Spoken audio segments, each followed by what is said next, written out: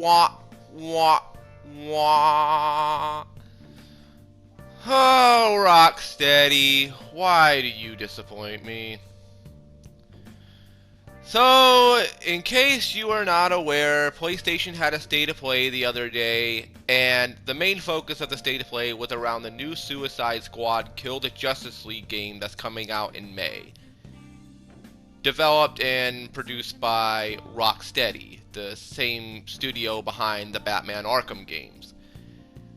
My expectations were already low, but after that State of Play, I can unfortunately tell you all that my expectations for this game are none anymore.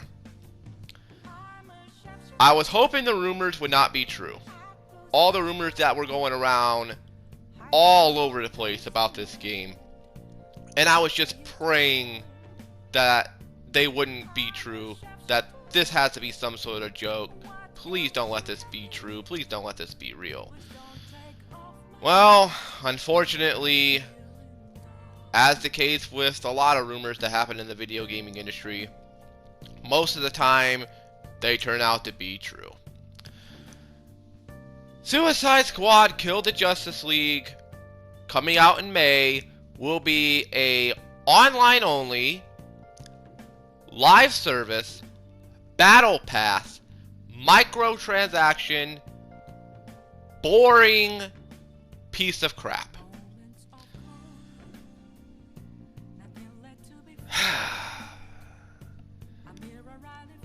And this is the game that's following up the Batman Arkham series. This is the game that is the sequel to Batman Arkham Knight. And I know that there's a lot of people out there that don't really care for Batman Arkham Knight. Personally, from what I played of it, and no, I've never beaten Batman Arkham Knight. I've never even really made it that far into the game, but from what I played of it in the past, to me, it seems like an okay game. It seems okay. It's not perfect, but to me, it's alright. But this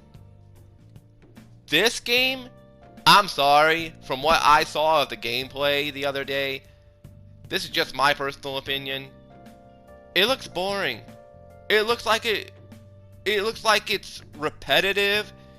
It looks like I would get bored of it very, very, very quickly if I were to play it. Which I'm not going to, because number one, it's a next-gen only game. Number two, it's $70, which I don't have. And number three, and I don't have a next-gen console either. And number three, it's a live service online only game. A story mode game with co-op, of course, that requires an internet connection just to play the single player. I personally detest and hate video games with a story mode that force you to have an online connection just to play the story mode portion of the game. If this was a multiplayer only game like Overwatch 2 or something like that, I could understand it having an internet connection in order to play. I mean, of course, you have to have an internet connection in order to play multiplayer only games, to play multiplayer, period.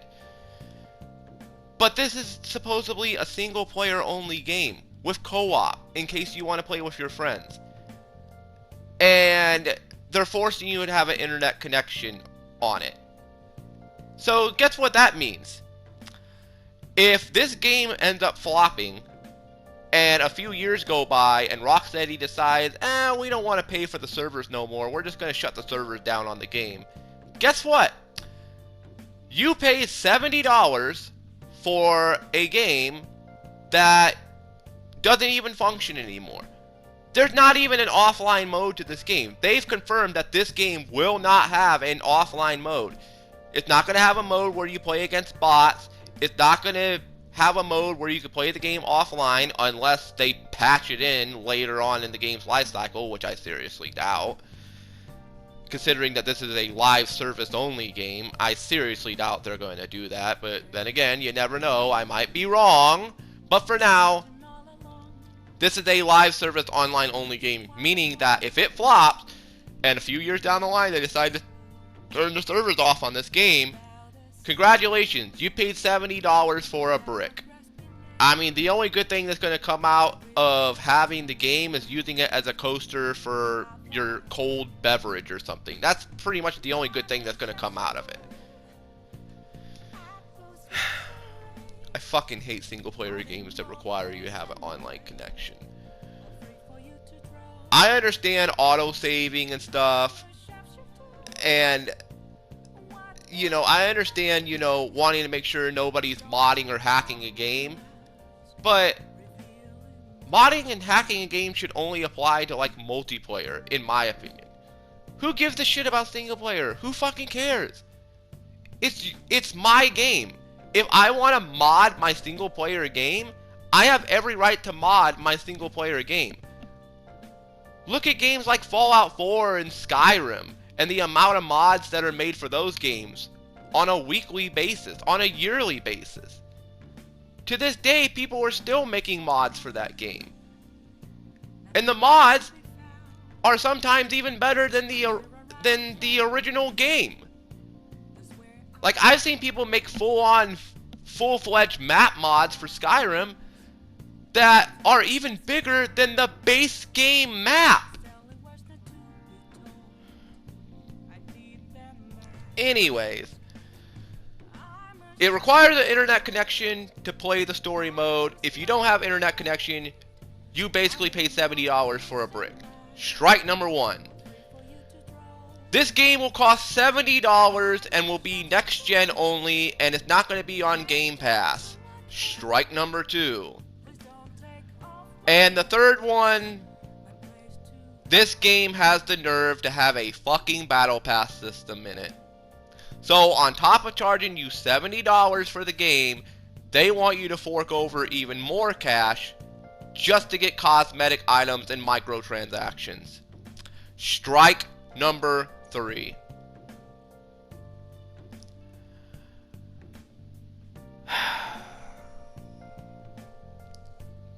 I love Rocksteady as a video game studio. I love them for the Batman Arkham games. To me, those are some of the greatest superhero games of all time. Arkham City has been called the greatest superhero game of all time. But to see Rocksteady do what they're doing now, I don't know if it's because there's new people in charge at Rocksteady that are forcing these decisions, or if it's Warner Brothers.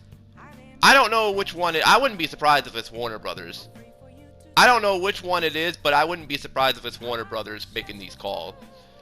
I mean, this is the same Warner Brothers, you know, Warner Brothers Montreal that just came out with Gotham Knights, and yeah, that turned out successfully.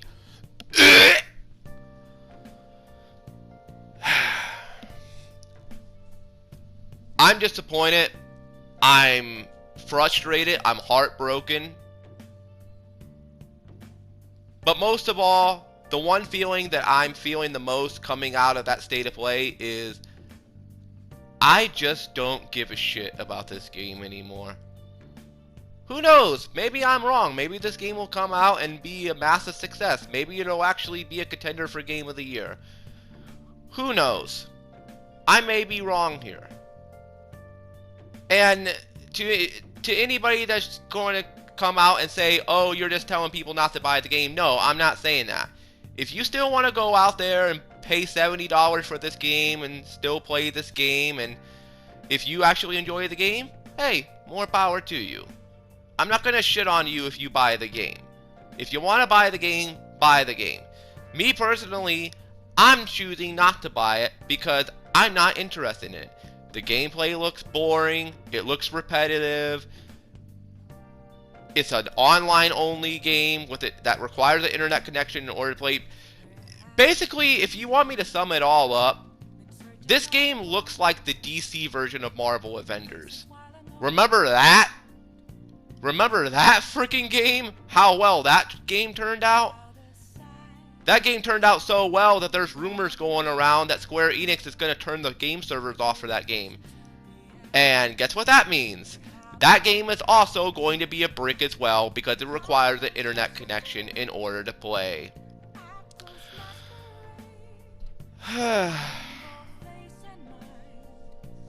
What a shame.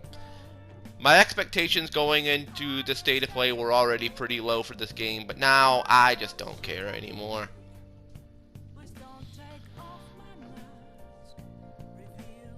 That's pretty much all I have to say.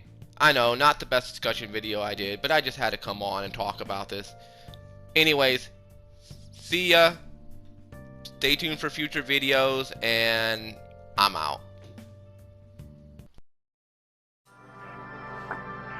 They will find me through the flames, flames that run down through my veins. I will make the city burn. We're not planning to return. Trying so hard to be free, to make you see what I see. Hold on to your wishes if you can't hold on to me. Forgive me for letting you down. Forgive me for letting you down again. I guess I'm not strong